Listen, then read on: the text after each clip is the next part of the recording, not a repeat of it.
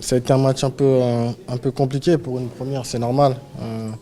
On a besoin de se trouver les uns les autres avec un nouveau coach, un nouveau staff, mais le plus important c'est la victoire qui va nous redonner qui va nous donner de la confiance pour la suite justement. Mais c'est très encourageant ce qu'on a fait, il y a eu beaucoup de combativité, on a été là les uns pour les autres, on a été récompensé par un but, même si c'est un but contre leur camp, ça montre aussi ce qu'on a pu montrer, notre pressing qui a provoqué cette erreur. Et voilà, comme je dis, c'est un bon début, comment je peux dire. İlk maçım açısından birazcık karmaşık bir maç olduğunu söyleyebilirim. Yeni bir hocamızdan ve yeni bir teknik ekibimizden beraber yola çıkmıştık ama bu galibiyet bize birazcık güven verdi ve gelecek içerisinde birbirimiz için birbirimizin arkasına durduk, birbirimize destek olduk sahada. Her ne kadar bir golle galibiyet almış olsak da bir galibiyet aldık ve bu galibiyet daha fazlasını yapabileceğimizi gösterdi. Sahada tabii ki ufak tefek hatalarımız olsa da buna rağmen galibiyeti alabilmek güzeldi. Oyuna son 10 dakikada dahil oldu. Uzun bir zamandan beri de futbol oynamıyor. Kendi bireysel performansını nasıl değerlendiriyor? Ah oui, pour mon retour, c'est sûr que c'est encourageant parce que voilà, ça fait quand même un bon bout de temps que j'ai pas joué.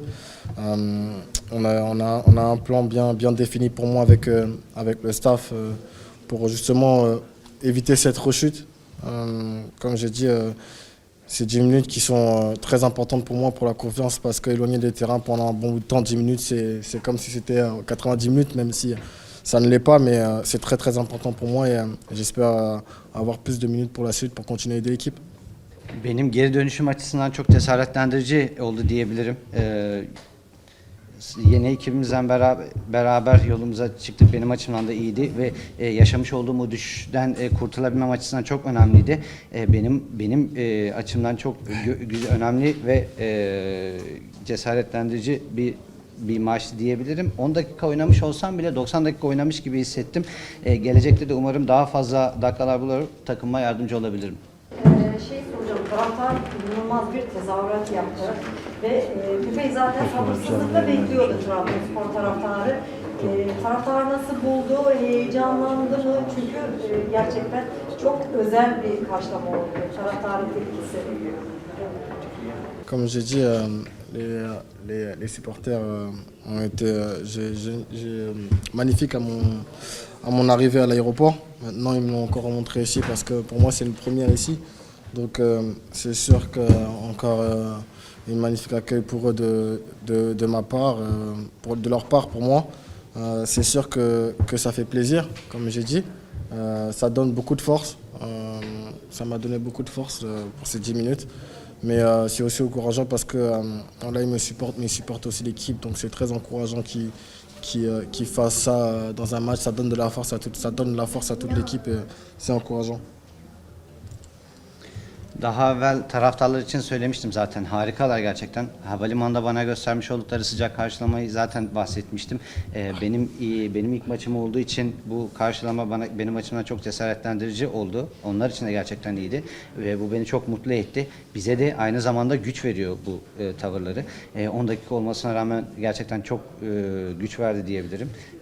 Takımımıza da güç vermeye devam edecektir. Yaklaşan Afrika Uluslar Kupası öncesinde milli takım teknik direktörüyle bir görüşme gerçekleşti mi? Oraya bakışı ne yönde? Est-ce que tu as parlé avec ton coach d'équipe nationale avant de parce qu'il y a la CAN avant de CAN. Est-ce que tu as parlé avec ton coach d'équipe nationale? Bah, oui, j'ai une discussion avant la fin du mercato avec le sélectionneur. Mais moi, je sais déjà ce qu'il pense. Maintenant, je viens de reprendre, donc c'est sûr qu'on va continuer à discuter ensemble. Mais là, il prenait comme des nouvelles de ma blessure. Et voilà, maintenant, il va savoir que je suis opérationnel et prêt à aider la sélection nationale. Evet, transfer döneminde ve milli takım seçmeleri döneminde bir konuşmamız olmuştu. Onun ne düşündüğünü de ben biliyorum. Şu kesin ki onunla iletişim kurmaya, iletişimde kalmaya gerçekten devam edeceğiz. Sakatlığımızdan zaten haberdardı. Sakatlığımdan sonra en azından şunu biliyor olabilir. Artık oynayabiliyorum. Ama bunu konuşmaya devam edeceğiz. Elici. Vai, Silvio, thank you.